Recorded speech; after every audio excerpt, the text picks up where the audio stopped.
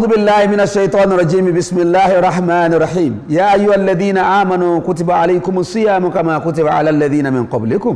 لعلكم تتقون àyà yìí náà ló ń kálukú ọmọ fi fura mọ̀ wípé a ti bọ́ sínú oṣù àlùbáríkà oṣù dùnú oṣù oríire oṣù téèyàn máa ṣiṣẹ́ ẹyọ kan tí gbà ládá láìmọye oṣù àlùbáríkà náà ló tún dé o mo kí wa káàbọ̀ sórí ètò ọlọ́dọọdún ní Ramadan Kareem ètò alábàríkà tẹ́ ń gbádùn nílé iṣẹ́ alábàríkà iléeṣẹ́ Orisun tẹlifíṣàn tó mọ́lẹ̀ káàkiri gbogbo àgbáńlá ayé mo kí wa àtúnkù oríire o Ramadan 2025 la tún bọ́ sínú ẹ̀wẹ́rẹ́ yìí Ọlọ́run ṣeun adúpẹ́ níjọ́ tá à ń dágbére lẹ́sìn tá à ń dágbére fún Ramadan 2024 tá a sọ pé dìgbà ó tún dìgbà bá dọdún tí ń bọ̀ àmọ́ akànṣọ́ fọ́lọ́run náà ni ṣùgbọ́n àwa dúpẹ́ pípọ́ Ọlọ́run ní kí ọdún náà tún dé bá wa láyọ̀ àtàlàáfíà ẹ̀yẹ ọmọ ìyá mi nínú ẹ̀sìn Islam ọdún yìí ọdún ńlá ni ọdún dùnú ni ọdún àlùbáríkà ni mo sì mọ̀ pé gbogbo alámaró rẹ̀ bẹ̀ pẹ̀lú ògo Ọlọ́run insha Allah ta'ala ẹ máa bí ṣe wa lórí ètò yìí lórí ètò Ramadan Kareem aláwọn tí wọ́n ń ṣùgbà wa tó jẹ́ pé àwọn ni wọn òjò sú wa ni wọn ọjọ́ rẹ̀ wá tá a gbọ́dọ̀ dúpẹ́ fún wọn ní èèyàn yínníyínní kẹ́ni lè ṣe míì ẹjá kí àwọn olóore àti gbogbo àwọn tí wọ́n tún promise wa pẹ̀lú ògo Ọlọ́run àwọn náà máa dá sí lọ́dún yìí tá a bá rán àwọn náà létí àwọn náà ò ní gbàgbé wa mo gbé ọpẹ́ mi látọ̀dọ̀ bàbá wa Alhaji wa Professor Ahmad bin Salahuddin aláṣẹ àtọ̀darí iléeṣẹ́ Standard Insurance Consultant Limited bàbá Ọlọ́run ní jẹ́ máa padà síbi ẹ̀sìn ní mànira o Ọlọ́run bá wà pẹ̀lú yín yọba àdúró tì yín ọlá nàbì lọ́dọ̀ Ọlọ́run alájà ọ̀rọ̀ fi yàtà àpèsè Bugatti àwọn náà kó ẹ̀bùn Kùránì fún wa lọ́dún yìí Ọlọ́run mọ́sàbà ràn wọ́n lọ́wọ́ àtúnrí aṣọgbà lọ́dọ̀ màmá wa Alhaja wa Balkis Emmanuel àwọn wà ní Òṣòdì ní Bọ́ládé lóṣòdì bẹ̀rẹ̀ àwọn tí ń tajà Bitex Textiles wọ́n kó aṣọ àǹkárá fún wa lóríṣiríṣi Ọlọ́run mọ́sàbà àdó tì yín Ọlọ́run ní jẹ́ yín náà sí òhò Alhaja wa Oyasipẹ Arosadini Sogoro Central Mosque adúpẹ́ pọ̀ lọ́wọ́ tí yín náà ẹni a máa sàdọ́ àfáwọn òbí yín Alhaja wa Sami àtọ̀ Oyasipẹ àti Alhaja wa Fatima tó Lásàndé Ọlọ́run mọ́sàbà wa kẹwọn bá gẹ̀ wọ́n ìyá wa Alhaja wa Kudratullah ìkọ́lé towó láti lọ Amẹ́ríkà adúpẹ́ o ẹ̀sìn ẹ̀kọ́ àdúró ti wa akímọ̀mọ́ wa Alhaja wa Khadija Ṣọlá Ọlọ́run mọ́sàbà ń gbàdúrà tí yín náà ọlá nàbí lọ́dọ̀ Ọlọ́run àwọn náà aṣọ oríṣiríṣi ni wọ́n kó ránṣẹ́ sí wa Ọlọ́run mọ́sàbà àdúró tẹ̀yìn náà Yusra Tours and Travels nílùú Amẹ́ríkà ni wọ́n wà àwọn náà ní pẹ̀lú ògo Ọlọ́run inshallah létò tọdún yìí àwọn náà máa dá sí fún wa à ń rí tí ọwọ́ yín Afamok Travels and Tours adúpẹ́ lọ́wọ́ tí yín náà Ọlọ́run mọ́sàbà adúpẹ́ fún yín àwọn náà ní pẹ̀lú ògo Ọlọ́run àwọn máa rán àwọn àfa àwọn wá sórí ètò yìí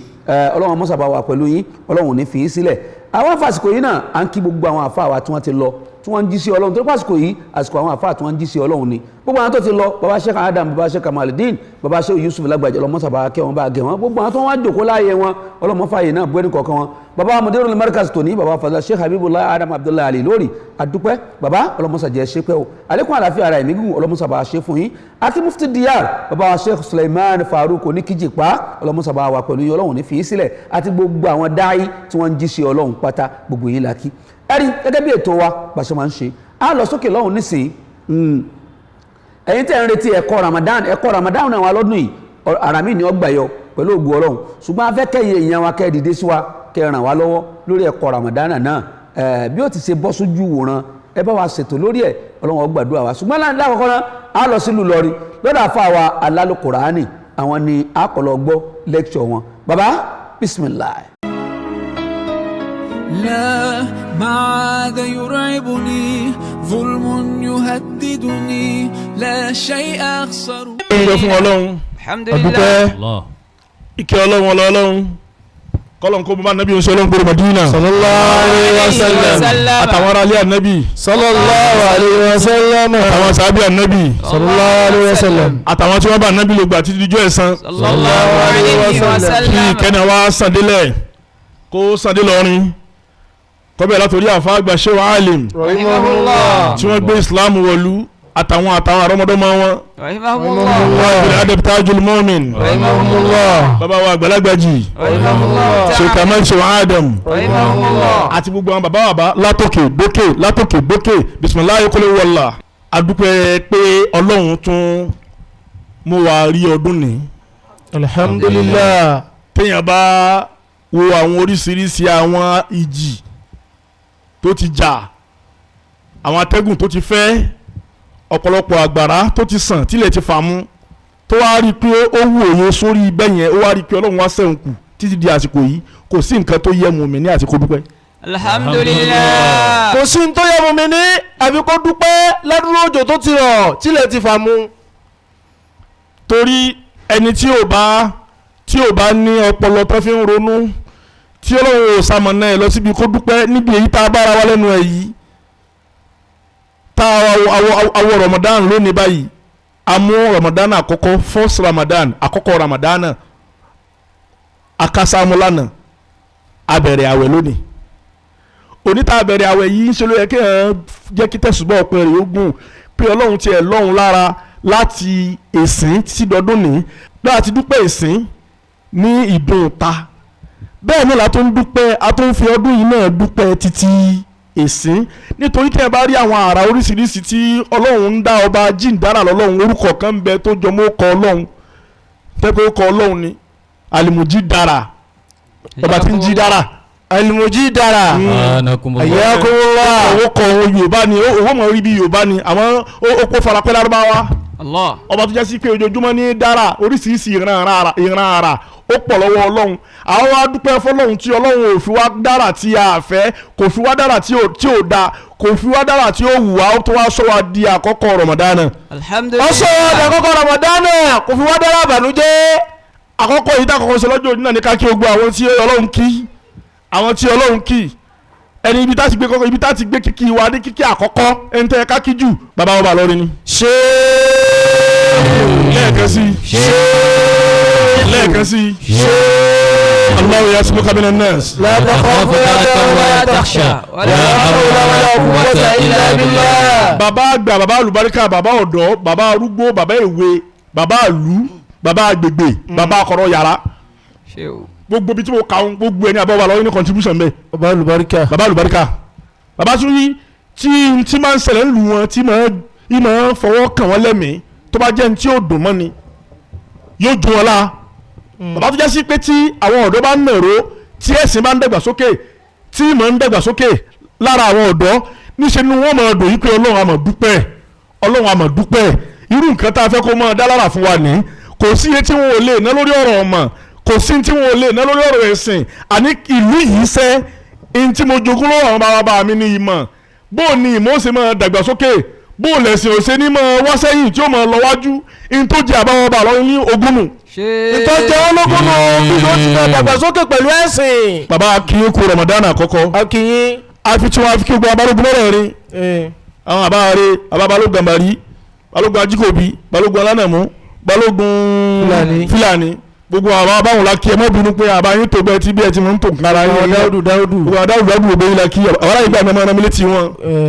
lẹ́yìn ìgbà tá a kí àwọn àdáwùdáwù tán wá kí àwọn àmọ́mọ́ àgbà. àwọn àbá tí wọ́n ń tukọ̀ ọ̀lẹ̀ yìí pẹ̀lú mọ̀ wọ́n ń tukọ̀ ọ̀lẹ̀ yìí pẹ̀lú ọgbọ́n pẹ̀lú ìrírí. bàbá wọn fúlàní ọlọ́run jẹ́ mi wọ́n gùn. bàbá tí ọlọ́run fi wọ́n kẹ́ wa bàbá gbogbo ọ̀dọ́ ni wọ́n bí ọ̀dọ́ ó ti ṣe ríire wọn ò mójútó oríire ti àwọn ọmọ wọn oríire ọmọ ọlọ́mọ náà mójútó. Allahu Akbar. ọlọ́run wa ń ṣe gbogbo àwọn ọmọ náà lé ríire. alhamdulillah. ọlọ́run jẹ́ bàbá mọ́ fúlàní ogun. àti tí wọ́n fi kí bàbá mọ́mọ́lé àbá olùbáríkà bá dùnú àwọn jẹ́ sí pé bàbá lékéwu àyè tiẹ̀ làwọn àwọn ni wọ́n nílé kéwù yìí kò sí ṣáádà tá a ṣe àwọn ni wọ́n pe wọ́n ṣètà òṣèlú ṣáádà lọ́jọ́ tó ti pẹ́ lẹ́tí bá wa bẹ̀rẹ̀ ọlọ́run jẹ́ mi ń ogun àfi tí wàá kí ọba mọ́mú gàmbàrí ìmọ̀mọ́ àdúgbò tèmi nu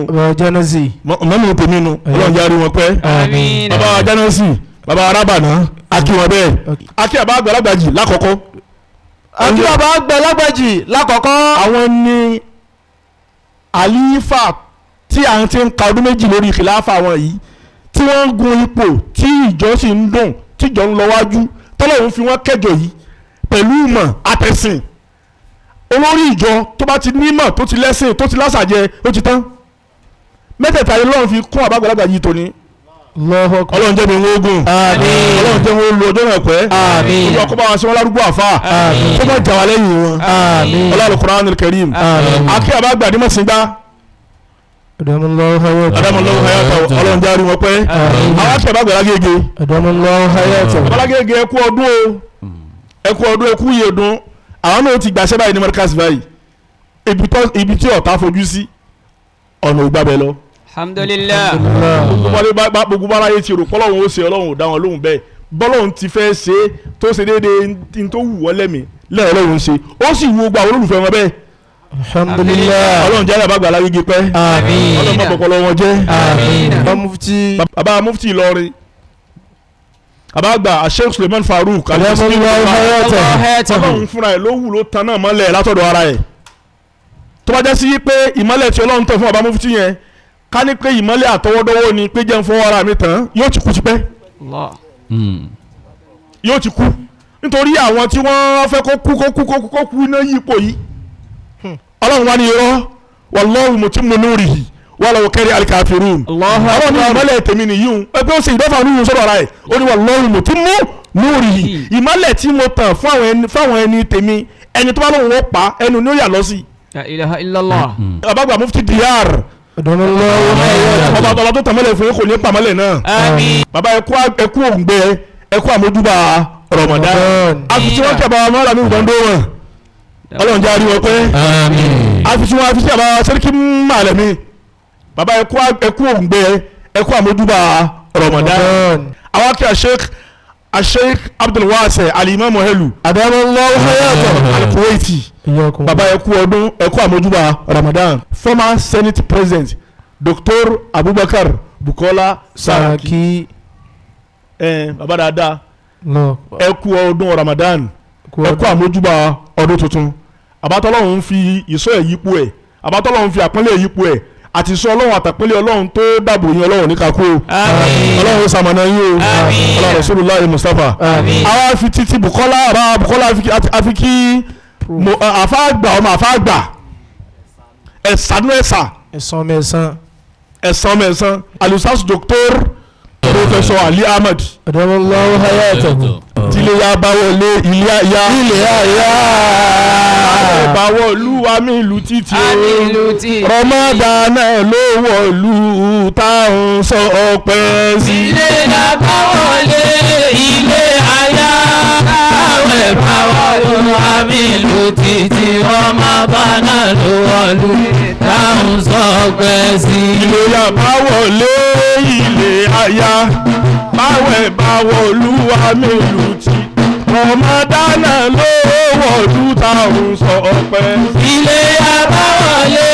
ilé àyà báwẹ̀ bá wọlú àmì ìlú títí Ramadan ló wọlú táwọn sọ ọpẹ́ sí. ilé yàbá wọlé ilé àyà báwẹ̀ bá wọlú àmì ìlú tí Ramadan ló wọlé láwọn sọ ọpẹ́ sí. ilé àbáwọlé ilé àyà báwẹ̀ bá wọlú àmì ìlú títí Ramadan ló wọlé táwọn sọ ọpẹ́ sí. naam ó dáa púpọ̀ ká bá wa sọ̀rọ̀ díẹ̀ nípa Ramadan nígbà tẹ́ kó ní lọ́jọ́ àkọ́kọ́ nú àwẹ̀ tá àkọ́kọ́ mú nínú ọdún tuntun kí náà ń pè ní àwẹ̀ ó ní ìmú ẹnu lọ́wọ́ látìgbà tí àtàsìkò àlìfájàrí títí di àsìkò tí ìwọ̀ oòrùn kéèyàn á mú ẹnu lọ́wọ́ yìí àwẹ̀ tàwọn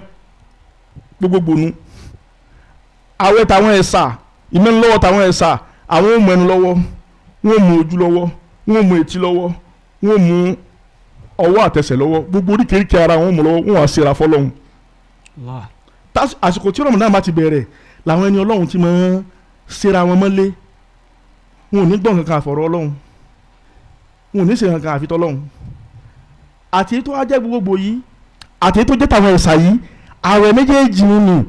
ìran méjèèjì náà nìran tí ń bẹ láyé ham àti khas ìran méjì náà nìran ayé gbogbogbò wọ́n mú ẹnu dání àwọn ẹ̀sà wọ́n mú gbogbo tí ń jẹ́ eríkèéríkèé ara àtẹnu dání. wọ́n mú lọ́wọ́. a'udhu billahi minash shaitani rajim bismillahir rahmanir rahim shahru ramadan alladhi unzila fihi al-qur'an hudan linnasi wa bayyinatin minal huda wal furqan. bismillahir rahmanir rahim شهر رمضان الذي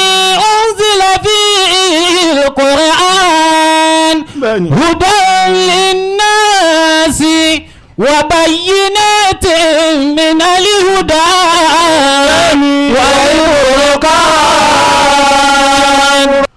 wá ní oṣù tí a wọ̀ lónìí yìí tá a mú kínní ń bẹ̀ yìí oṣù ẹ̀sà ni oṣù tí nǹkan máa ń gbóná rírí ni oṣù tí ẹ̀mí mùsùlùmí ẹ̀mí mùmínì máa ń pa àsọdọ̀ Ọlọ́run ni oṣù jásí pé aṣọ àlùkùránì kalẹ̀ ni tí kùránì wọn máa jẹ́ ìwòsàn fún àwọn tí wọ́n bá ń ké yóò sì máa jẹ́ ìwòsàn fún àwọn tí wọ́n bá ń gbọ́. ẹ káàbọ̀ padà sórí ètò yìí tó wa Ramadan Kareem mo rò pé ẹgbẹ́nu wá sí tẹ gbọ́ látọ̀dà fún àwa láti ìlú Ìlọrin bàbá wa lálùkùránì ọlọ́mùsàbà ṣàlékún dáadáa fún yín ọlọ́mùsàbà dúró tì yín ọlọ́run ní fi ilẹ̀ kò sí ní pín yín pa gbogbo àwọn tọ́lọ́run wáyàn tì yín tí wọ́n dúró tì yín tí lẹ́kítọ̀ yín fi ń bọ́ sórí afẹ́fẹ́ gbogbo ògbà ọlọ́run dákun wọ́n pin àwọn náà ń pa ọlá nàbì lọ́dọ̀ ọlọ́run gẹ́gẹ́ bí ìṣe wa ẹ ti mọ̀ pé lórí ètò yìí a máa ń gbé àwọn àfáà wa lóríṣiríṣi lọ́dún yìí àrà ọ̀tọ̀ la máa gbé dé torí pé àfáà tí mo fi ṣẹwọ́ lọ́dún yìí àfáà ni wọ́n olówó tún ni wọ́n alásìkí ni wọ́n onímọ̀ ni wọ́n kọ́lọ́n dáńkọ́ mọ́sàbà dúró tì wọ́n àwọn náà ni àfáà wa Sheikh Abdulaziz Ismail Adesina tí gbogbo ayé mọ̀ sí Al-Bagawi. Assalamu alaikum wa rahmatullahi wa barakatuh. Wa alaikum salam wa rahmatullahi wa barakatuh. Ọlọ́mọ sábà dúptì yìí. Àmín. Ọlá nẹ́bí lọ́dọ̀ Ọlọ́run. Àmín. Bàbá bí mo fẹ́ ká bẹ̀rẹ̀ ọ̀rọ̀ ní torí pé àkọ́kọ́ prógrámù ní fún Ramadan ọdún yìí 2025. A fẹ́ káwọn èèyàn mọ̀ pàtàkì ààwẹ̀ Ramadan. Ààwẹ̀ Ramadan tọ́lọ́ntọ́lọ́ ní àgbà yìí. Báwo ló ṣe jẹ́ gan kí là ń pè láàwẹ̀ àti wípé báwo ló ṣe yẹ ká gba ààwẹ̀ tọ́lọ́run ó fi gbà lọ́wọ́ wa. Bismillah. Alhamdulillahi rabbil alamin. Wassalatu wassalam ala Muhammad bin Abdullah. Mo kí Ọlọ́run, mo kí Ànábì, mo kí ìkàlẹ̀ àfáwà wòlíì Ọlọ́run Sheikh Abdul Qadir tá ń gbádùn ètò wọn ní gbogbo ìgbà tí Ọlọ́run bá wọn ṣe Ọlọ́run má padà lẹ́yìn. Mo kí gbogbo mùsùlùmí káàkiri gbogbo ayé láwa tí ó bá nínú ìlera àtàwa tó tún bá tó kù díẹ̀ káàtó àtàwa tó tún bá pẹ̀lú níwọ̀n bá rìsìkì tó bá lọ́wọ́ wa ó bá wọn kan nínú sàárè bó ti bá wa yọlọ́run ṣe wá lẹ́rú tí ó gba mẹ́wàá àkọ́kọ́ ẹlẹ́ẹ̀kejì àtẹ́lẹ̀kẹta kó mọ́ àṣẹlẹ̀ yìí láṣẹ mọ́ fún wa. A kí gbogbo àwọn àfáà wa káàkiri ayé láwọn tí wọ́n ti lọ àtàwọn tí wọ́n ń bẹ láyé Ọlọ́run kó bá wa ṣàlékún kẹ́ fún wọn àwọn tó ń bẹ láyé Ọlọ́run bá wa dá wọn sí. Ìbéèrè tí àfáà wa bí mi ó ti ẹ̀já sí pé wáàsí ó ti pọ̀ káàkiri lọ́tún lósì àmọ́ tún fẹ́ kílè inú òtún kun ni. Àkọ́kọ́ tí wọ́n ń pè ní Ramadan ó ní huwa ruknu rabi'u min arkanil Islam ó ní orígun ẹlẹ́ẹ̀kẹrin nínú orígun òpó tó gbé Islam dúró. Àkọ́kọ́ shahadatu an la ilaha illallah wa anna Muhammadan rasulullah. Ẹlẹ́ẹ̀kejì wa iqamus salat wa ita'u zakat. Ẹlẹ́ẹ̀kẹrin wá ní wa sawmu Ramadan. Òpó ẹlẹ́ẹ̀kẹrin náà la wà nínú rẹ̀ báyìí tó ń jásí pé gbogbo bá ti gba Ramadanu inú òpó márààrún ó ti ń ṣe ẹlẹ́ẹ̀kẹrin lọ́wọ́ nù ó dé ní. Ẹlẹ́ẹ̀kejì ni wípé bíbẹ̀rẹ̀ Ramadan ọdún kejì tí Ànábì ṣe ìjírá wọ ìlú Madina ni wọ́n ṣe Ramadanu ní ọ̀ranyàn fún Ànábì sallallahu alaihi wasallam tó ń jẹ́ sanatu thaniya minal hijra ó tó wá ń jẹ́nu Sha'ban nínú oṣù tá a wà náà ni wọ́n ṣe lọ́ranyàn fún Ànábì bá Ànábì ti wọ Madina bá wọn ará Madina tí wọ́n ń gbààwẹ̀ wọ́n láwọn ń gba Ashura. Ànábì ní àwẹ̀ Ashura tẹ́ ń gbà ìkílẹ̀ fi ń ṣe wọ́n láwọn ń gbà láti fi rántí ọjọ́ tọ́lọ́run ṣẹ́gun fún Musa lọ́wọ́ Fìràáúnà, ọjọ́ tọ́lọ́run la Nóhà nínú omi, ọjọ́ tọ́lọ́run la Yúnúsà nínú ẹja. Wọ́n ní kódà wọ́n gbà kan lánàá tí wọ́n ń pè ní Tásúà àmọ́ Ashura yìí ó lè bá wa gbà mọ́ nítorí pé ó ti bọ́. Ànábì ní tó bá dọdún tó ń bọ̀ gbà wọn Ànábì tẹ́ dárúkọ bàbá mi ni wọ́n jẹ́ ọ̀gá mi ni wọ́n jẹ́ Ọlọ́run ló rán wọn iṣẹ́ kò sí tó burú bí kájọ máa gba ààwẹ̀ náà. Nígbà tí ó di ọdún tó tẹ̀lé tá Ànábì náà ṣàdéhùn pé òun náà máa bá wọn gbà á lọ́lọ́run rán Jìbìrìlù sí Ànábì ìpè ya ayyuhal ladhina amanu gbogbo ẹ̀yin olùgbàgbọ́ òdodo ba'da a'udhu billahi minash shaitani rajim ìpè kutiba alaykumus siyamu ìtumọ̀ rẹ̀ ni pé furidu alaykumus siyam ìpè àwẹ̀ tí Ànábì ó máa gbà tí ó gbọ́ àwọn àlèhùnmọ̀ rẹ̀ tí wọ́n já àwọn mùmínì o àti ṣe lọ́ranyàn o kìí ṣe dandan tún nìyàn eléyìí gangan ní dandan o wọ́n ní kama kutiba ala alladhina min qablikum bá a ti ṣe lọ́ranyàn lérí gbogbo àwọn tí wọ́n ṣíwájú rẹ̀ Ànábì bí Zakariya ti gbà bí gbogbo àwọn Ànábì Ọlọ́run kọ̀ọ̀kan ti gbà ó tẹ̀ jásí pé àwẹ̀ tí wọ́n tó ń kálukú wọn gbà kìí ṣe bí Ramadan ti rí tí wọ́n ti rí ó di méjì tó bá ní Ramadan ìtí wọ́n pè ní Ramadan ní pé àfikà kọ́ lọ síbi àhàkámù Ramadan ìpè àhàkámù sọ́ọ̀m àwọn àdájọ́ tó ń bẹ fún ààwẹ̀ gbígbà kò sí tí wọ́n ń pè láwẹ̀ tó jú pé matlakul imsak ìpè káyọ̀ kàn ṣá kó ẹnu dúró ìkọ́ ẹnu dúró tá fẹ́ kó ẹnu dúró yẹn tó ń sọ fún wọn bẹ̀ ni pé ihfazuhu anil lagiwi wa rafathi wa qawli zur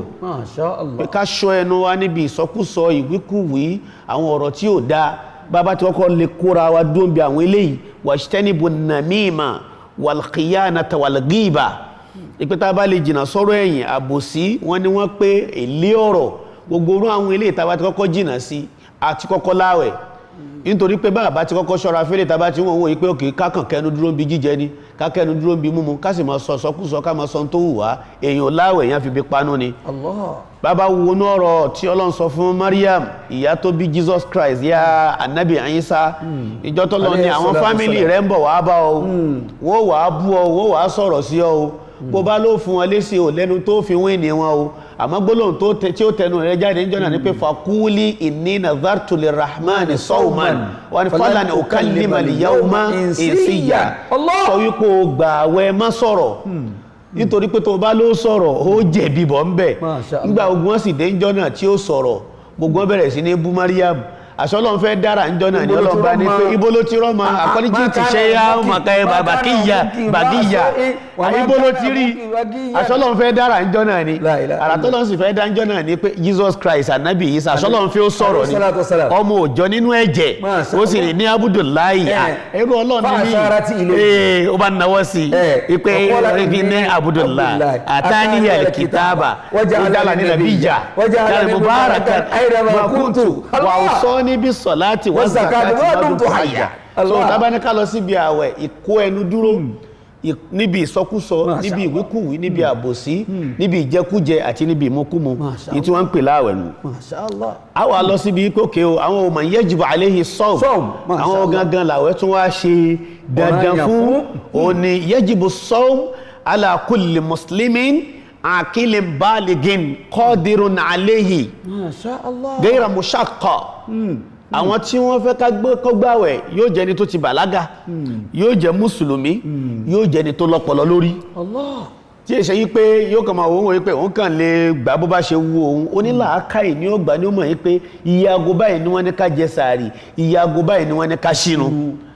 ẹni tí ó gbààwẹ̀ ó bàlágà ẹni tó bá fẹ́ kó gbà tí ó bá ti bàlágà bí wọ́n ṣe fi kọrú wa wọ́n lè ní ó jẹ sàárì kó gbà dago 12 tó bá yá yóò gbà dago 2 tó bá yá tó bá tó lọ́dún tó ń bọ̀ yóò dára dago 7 bẹ́ẹ̀ ti fi kọ́ wa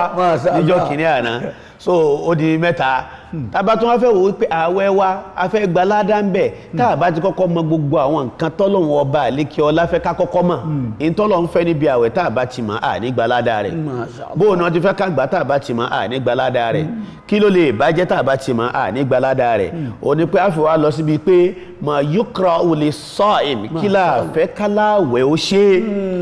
àkọ́kọ́ ní tàbá fẹ́ káláwẹ̀ ó ṣe ní pé aklul haram gbọ́dọ̀ wọn ti ń pè ní nǹkan èèwọ̀ èyàn gbọ́dọ̀ máa fi jẹ sàárì èyàn gbọ́dọ̀ máa fi sínú Allah ẹlẹ́ẹ̀kejì ní pé an la yatazawwaqa shay'an min ta'amin aw sharabin Masha Allah gbogbo tó jọ mọ́ pé à ń tẹ́sì nǹkan à ń jẹ kinní kan èyàn kọ́kọ́ gbọ́dọ̀ fẹ́nu kan bẹ́yàn bá ti fẹ́nu kan ogun tá a wí àwọ̀ èyàn ti bàjẹ́ àsọ tẹni tó gbàgbé láti tẹ́sì ẹ̀ èyàn sì gbọ́dọ̀ ṣe bí ẹni tó gbàgbé béèyàn bá ṣe bí ẹni tó gbàgbé kò láwẹ̀ béèyàn bá gbàgbé Ọlọ́run máa mọ́ bùnyàn níyàn ni àwẹ̀ èyàn ò bá èyàn já so tẹ́yìn bá tún wá dúndò ipá ìyá alágbájá ló sì gbọ́bẹ̀ kalẹ̀ ọbẹ̀ yìí sì ń ta sánsán ó sì dàbí kí n máa kó jẹ ẹ bí nípe láì tí ìjẹ́ mo ti ń tẹ́sítì ọbẹ̀ yìí lẹ́nu mi ṣàmù kó ti ń fi àníyàn ó ti fi ń tẹ́sítì ọbẹ̀ ọ̀hún àníyàn a sì máa bà àwẹ̀ jẹ́ àwẹ̀ náà àníyàn náà máa di àwẹ̀ ó ní pé tí a fẹ́ káláwẹ̀ ó ṣe ní pé a fẹ́ kí aláwẹ̀ ó fi òórùn àbí kó máa fi taste kó máa fi bà àwẹ̀ rẹ̀ jẹ́ nítorí pé fàyínà ní yàtà min arkani siyam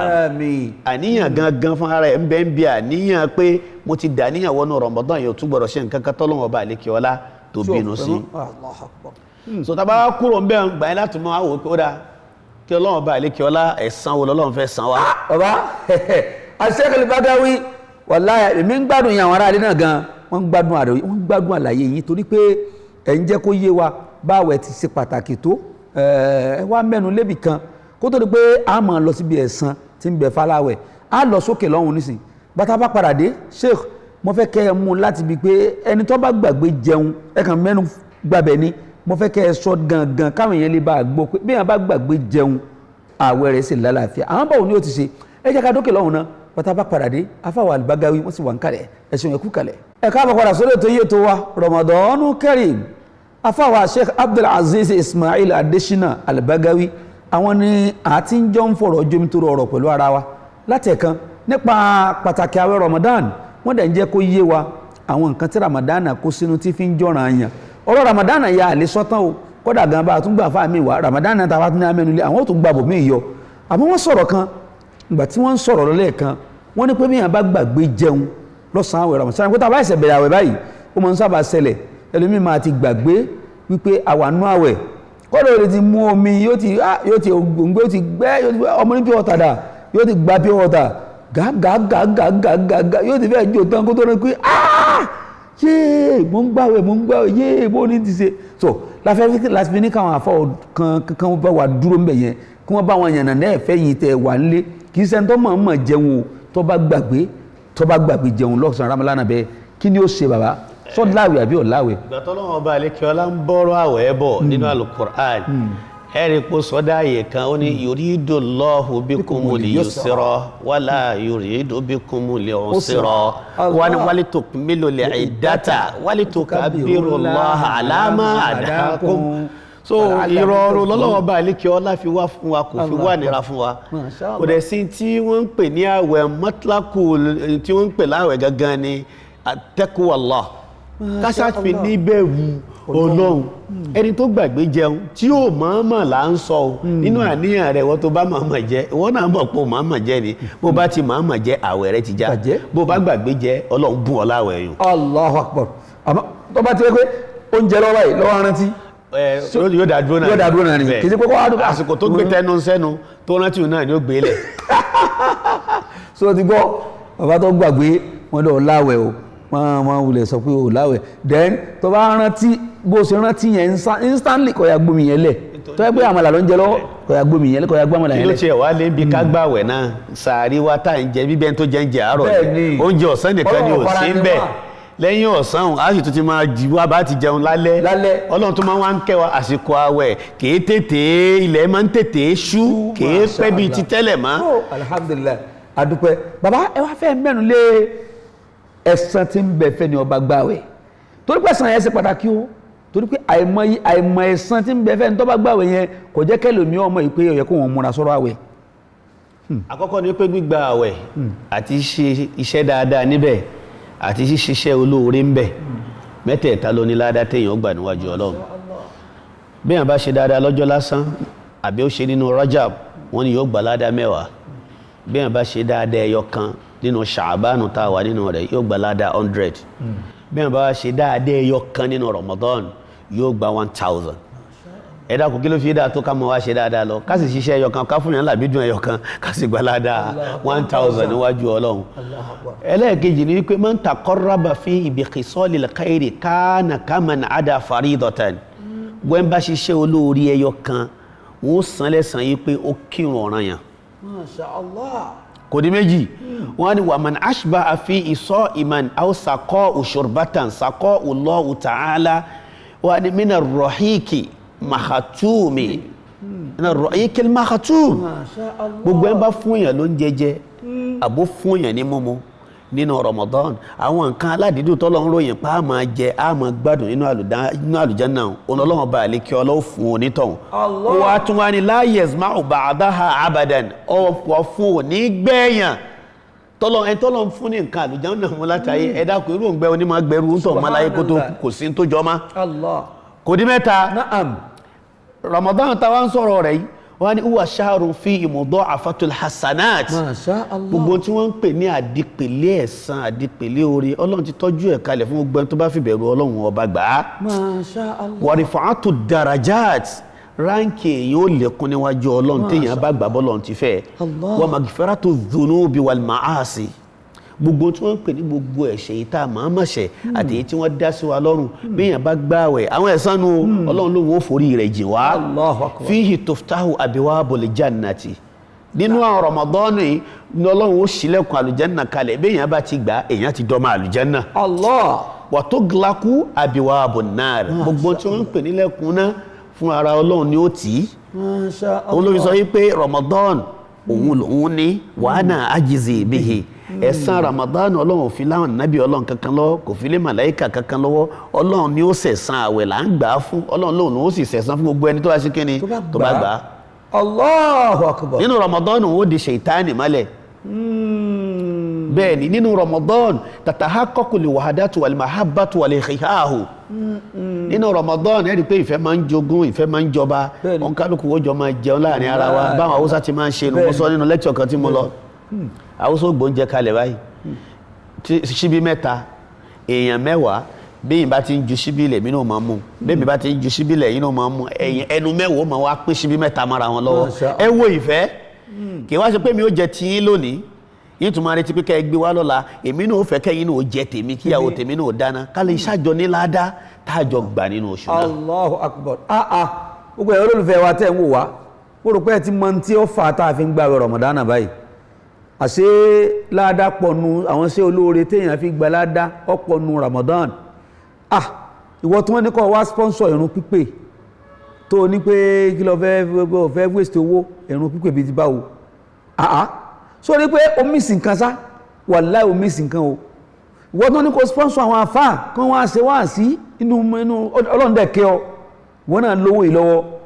gbówó kalẹ̀ ká pé àwọn àfáà kan bá wọn ayé sọ̀rọ̀ Ọlọ́run wọ́n ní ládá tó bá gba extra tó bá gba ládá lóṣù míì tọ́lọ́n bá fún ọ ní ládá mẹ́wàá tó bá dínú Ramadan 1000 lọ́ọ́ gbà mọ́ gbé síkíní yìí Allahu akbar kabira ọlọ́mọ́sàbà sanyí lẹ́sàn rí ọlá nàbí lọ́dọ̀ Ọlọ́run la ilaha illallah bàbá Ramadan tàwa wí gbogbo alamọ̀ yìí pé ọ̀ranyàn ni fáwọn mùsùlùmí láti gbà á mo wá fẹ́ béèrè pé tá a bá wá rẹni tí kìí ṣe mùsùlùmí tóun náà lóun fẹ́ gba àwẹ̀ Ramadan náà ń kọ́ sẹ́yìn pé àwa ká fún lẹ́sàn Ọlọ́run ni ó fún àmọ́ tó yẹ pé ẹni tí ò ṣe mùsùlùmí náà bá wá decide pé mi náà fẹ́ bá yín gba àwẹ̀ Ramadan náà yẹn ṣé ó máa ní ládàá bíi tiwa àbí bóò ni. àwọn kọ́ láàfún lẹ́sàn Ọlọ́run ni ó ṣẹ̀san rẹ̀ àmọ́ gbogbo nǹkan lọ́lọ́run ọba àlékíọ́ láti fi òfin dé ó ti fi òfin sí ó sì ti fi òfin dé kò sí tó fi fòfin dé náà tó ju alukur'ani lọ àtọ̀rọ̀ anabi Muhammad sallallahu alaihi wasallam gbogbo ẹni bá bá wa gba àwẹ̀ Ramadan òun ó gba ládàá kó gba àwẹ̀ ni kì í ṣe pé ládàá Ramadan gangan ni ó gbà yóò gba ládàá kó ń gba àwẹ̀ ìdèdè bó ti máa ń gba àwẹ̀ lọ́jọ́ lásán tí máa ń gba ládàá ni ó gbà kì í ṣe irú ládàá táyẹ̀ ń tó gbà tó ń kírun tó jẹ́ mùsùlùmí ó gbà ni ó gbà àti rẹni tó ṣe pé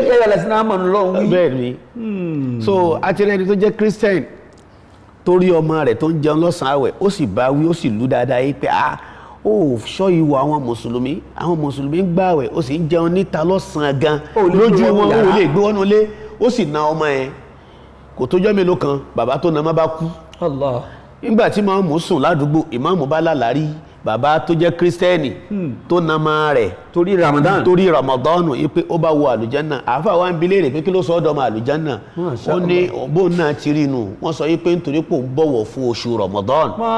lòun náà fi dọ́mọ àlùjánà. Allahu akbar. ọ̀pọ̀lọpọ̀ àwọn mùsùlùmí a máa ń fi oṣù wa a máa fi ń tàfàlà ó dà pẹ́ kí furasí kinní kan tó bá ti ń di àsìkò mẹ́wàá gbẹ̀yìn tí a máa ń retí Laylatul Qadri yẹn ẹ̀yin ẹ̀wù gbogbo àdúgbò yín gbogbo churches tó bá ń bẹ ládùúgbò yín wọ́n ní sùn mọ́ wọ́n máa ṣèsọjí mùsùlùmí tó ń gbààwẹ̀ bọ̀ wọ́n sì máa sùn àwọn kírísítẹ́nì ó sì máa ṣàìsùn mẹ́wàá gbẹ̀yìn mọ́ wa lára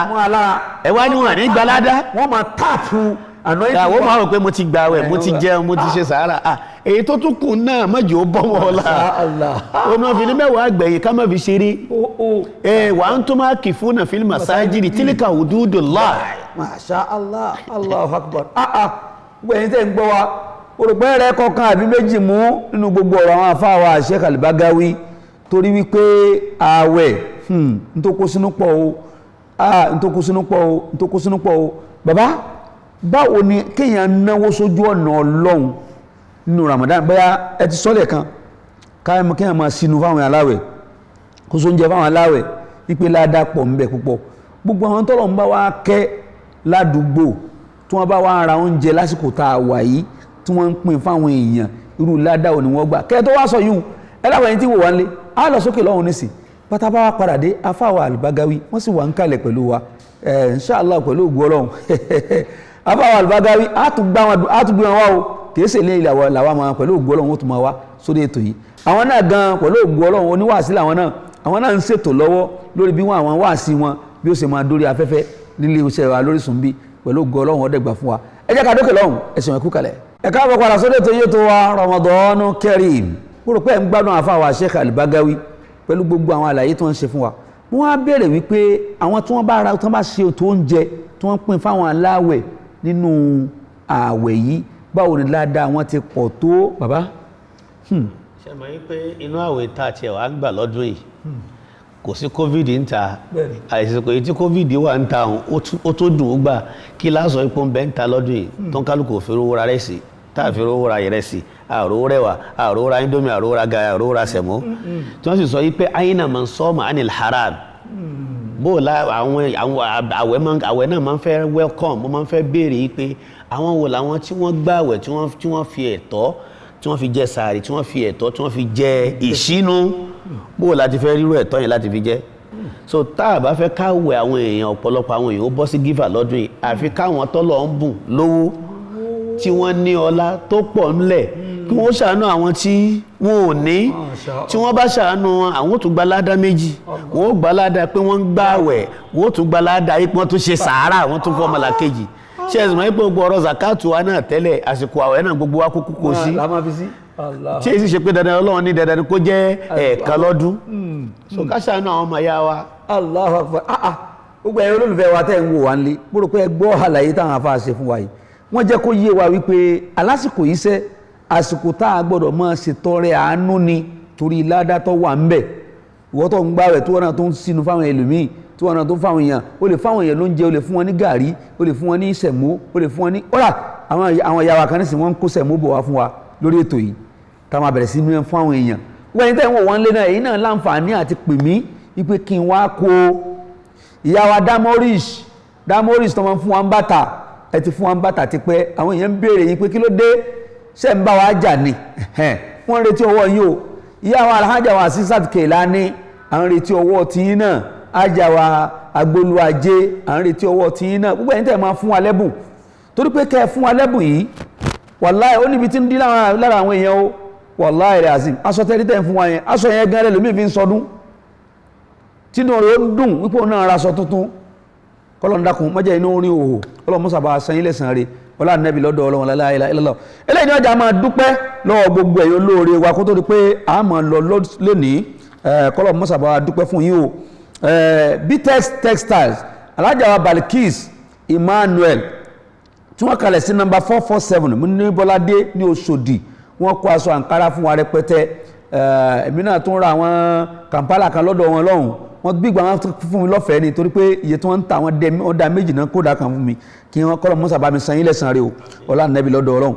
Standard Insurance Consultant Limited àwọn náà kó Kùránì fún wa àtàwọn ẹ̀bùn míì ọlọ́run mọ́sà bá wa san wọ́n lẹ́sàn-án rẹ bàbá Professor Ahmed bin Salahuddin aláṣẹ àtòdìdarí iléeṣẹ́ náà àwọn náà sọjọ́ ìbílẹ̀ àìpẹ́ yìí ọlọ́run dá mọ́sà jẹ́ sọ̀pọ̀lọpọ̀ ọdún láyé ọlá nẹ́bí lọ́dọ̀ ọlọ́run ọlá la ilaha illallah kúmọ́ alájà ọ̀rọ̀ fíyàtà àpésìn Bugatti àwọn náà kó Kùránì fún wa ọlọ́run mọ́sà bá wa san yín lẹ́sàn-án rẹ pẹ̀lú ògbó ọlọ́run inshallah ajé àpèsè náà àwọn náà láwọn máa dá sétò yìí ọlọ́run bá ràn yín lọ́wọ́ ọlá nẹ́bí lọ́dọ̀ ọlọ́run alájà alhaja wa ọyá ṣípẹ̀ arósàdínì Sogoro Central Mosque adúpẹ́ pọ̀ lọ́wọ́ yín o ọlọ́run mọ́sà bá kún yín lọ́wọ́ ọlọ́run mọ́sà bá ṣe dáadáa fún yín alájà wa Samiat wọ́n ní ká máa sàdá fún yá wọn alájà wa Samiat ọyá ṣípẹ̀ ọlọ́run bá wa kẹ́ yà náà àtàlájà Fatima Ọlásàndé ọlọ́run bá wa kẹ́ wọn ọlọ́run bá wa gẹ̀ wọ́n ẹ̀yin náà lè ṣe nǹkan fún wa lórúkọ àwọn òbí yín a máa ṣàdúrà fún wọn alájà Akudat Kọ́lé Towó nílùú Amẹ́ríkà làwọn wà àwọn náà ti kó ẹ̀bùn ránṣẹ́ sí wa ọlọ́run mọ́sà bá wa dúpẹ́ fún yín o ìyá bẹ́ẹ̀ náà ni ìyá wa alhaja wa Khadija Ṣọlá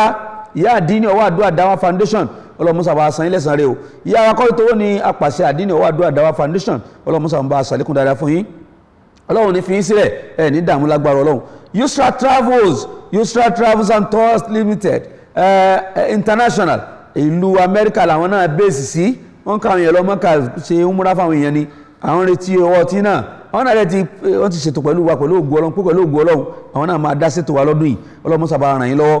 Afamok Travels and Tours Afamok Travels and Tours àwọn náà dá ṣètò wa lọ́dún tó lọ wọ́n dá sí lọ́dún yìí náà wọ́n ti dá sí Ọlọ́run mọ́sàbá dá sọ̀rọ̀ tí yín náà ọlá nàbì lọ́dọ̀ Ọlọ́run la ilaha illallah wala la hawla wala quwwata illa billahi al-aliyyil azim mo ń fà tí sìkò yìí mo fi ń kí ọmọ ọlọ́jọ́ bíi ijọ́ Thursday tó lọ níjọ́ Àlàmísì tó lọ yẹn òun náà ni ọ̀kan nínú àwọn ọ̀gá wa nílé iṣẹ́ wa lórísun bí ni wọ́n sọjọ́ bí Madam Fidelia Unifo àwọn sí ọjọ́ bí náà dùn púpọ̀ ó ṣètò fún wa Ọlọ́run mọ́sà bá dúpẹ́ fún Ọlọ́run mọ́sà jẹ́ ọ̀sọ̀pọ̀lọpọ̀ ọdún láyé ọlá nẹ́bì lọ́dọ̀ Ọlọ́run la ilaha illallah gbogbo ẹ̀yọ ọ̀gá wa pátá ni mo kí o olórí oko bámbàm bàbá wa Fẹ́mi Adéríbigbé Ọlọ́run bá tó gbé yín kalẹ̀ ní àwòkọ́ṣe dáadáa torí pé kristẹni ni wọ́n àmọ́ kristẹni òdodo ni wọ́n ẹlòmíì kristẹni ni àmọ́ kìí ṣe kristẹni òdodo ṣùgbọ́n kristẹni òdodo làwọn nítorí pé wọ́n gba ìsìláàmù láàyè nílé iṣẹ́ wọn wọn ò torí ìsìláàmù kan karamọ́ wa wọn ò torí ìsìláàmù kan bá wa jà kódà bá a bá tiẹ̀ tí ní òsì nǹkan kan lẹ̀ wọ́n ni ẹ sá máa ṣe lọ àwọn èèyàn dá sí ẹ máa ṣe lọ ẹ máa ṣèbí tọ́lọ́run ní Ọlọ́run bàbá wa Fẹ́mi Adéríbigbé Ọlọ́run ní pín yín pa o ẹ ní máa padà sí ibú ẹ ní máa padà sí ìgbà gbogbo ntọ́lọ́run bá ṣe fún yín lóore pátápátá Ọlọ́run níjọ́ bàjẹ́ àlékún rẹ̀ àlékún dùnú Ọlọ́run bá mi ṣe fún yín o àárín àti Ọlọ́run níjọ́ dàrú o wala la hawla wala quwwata illa billahi al-aliyyil azim gbogbo ẹ̀yin táwa jọ ń ṣiṣẹ́ papọ̀ tó yẹ pé bí Ramadan bá ti dé báyìí ọ̀pọ̀lọpọ̀ ọkọ ni onígbádùn ìyàwó ẹ̀ mọ́nú ilé àìmọ́ ìgbà ni Emmanuel máa jíkú lẹ́gbẹ̀ẹ́ ìyàwó ẹ̀ pé ọmọ Ramadan Kareem ti bẹ̀rẹ̀ o Ọlọ́run mọ́sà bá mi dúró tì yín o Ọlọ́run àpẹẹlú yín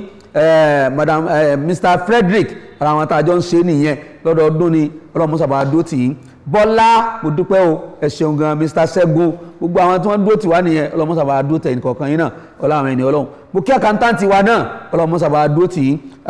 táwọn bá ti yọjú sáwọn báyìí àbáwọn bá ti yọjú sí báyìí mo dùn pé ọwọ́ àdúrà kí ló ń ṣẹlẹ̀ ẹ̀yin tẹ́ wò wọ́n lé ẹ̀dàkọ̀ ẹ̀jẹ̀ dáadáa ọmọ ṣẹlẹ̀ fún wa lórí so tẹ̀wọ́n tákàtà bá ti pè mí ọwọ́ àdúrà kí ló ń ṣẹlẹ̀ ẹ̀yin ni wọ́n fẹ́ rí ẹ̀yin ni wọ́n fẹ́ gbọ́ ẹ̀yin ni wọ́n fẹ́ mọ̀ kí lẹ̀ ṣe fọwọ́ àdúrà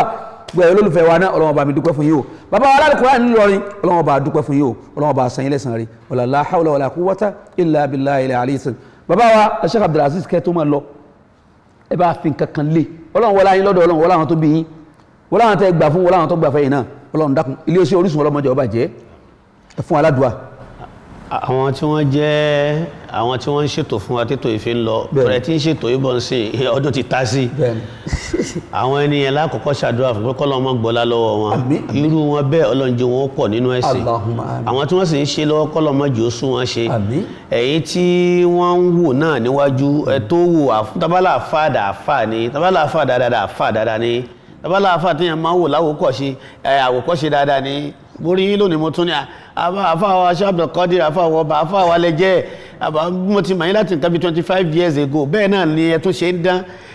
gbó àmẹ́ ń lékún lọ́lá ẹ̀ ń lékún ní mímọ́ ẹ̀ ń lékún gbígbà àdúrà gẹ́gẹ́ bí ọwọ́ àdúrà tẹ̀ ń jẹ́ kọ́lọ̀ kó mọ̀ mú gbígbà àdúrà náà kú lára yín gbogbo àwọn aláàánú yín ọlọ́mọ sọ wọ́n dọ̀tá yín o gbogbo ẹ̀yin mùsùlùmí kò sí gọ́ọ̀mù lọ́wọ́ wọn ẹ ràn ètò yìí lọ́wọ́ ẹ má jẹ́ kétò yìí ò dúró nítorí pé àfáàdà àfáà tọ́lọ́run Ọlọ́run ayé wọn Ọlọ́run jọdá mọ́tò ní pé ó dá mọ́ bá wọn jẹ́ àtàyàtà kí ọmọ Ọlọ́run méjì jọdá fún wa Rabbana hab lana min azwajina wa dhurriyyatina qurrata a'yunin waj'alna lil muttaqina imama subhana rabbika rabbil izzati amma yasifun wassalamun ala al mursalin walhamdulillahi rabbil alamin. bàbá mo fẹ́ kẹ́ padà wá sórí ètò lẹ́ẹ̀kan sí ṣé am ká mọ̀ retí inshallah pẹ̀lú ògbóró inshallah tó fọ́fà náà tẹ́ bá fẹ́ gbùkúrò ọjà bẹ́ẹ̀ náà fẹ́ dá sí tó ìlọ́nà kàbí kejì ẹ pè sọ̀rọ̀ ìbára sọ̀rọ̀ mi 08023055086 08023055086 náà nọ́mbà tẹ́ pè mí sí Alhaji Abdul Qadir Yusuf ọba ọwọ́ àdúrà lèmi ń jẹ́ ìdájí ọ̀la látùmọ̀ pàdé ara wa lórí ètò yìí ètò wa Ramadan Kareem ma'assalam wa ila liqa.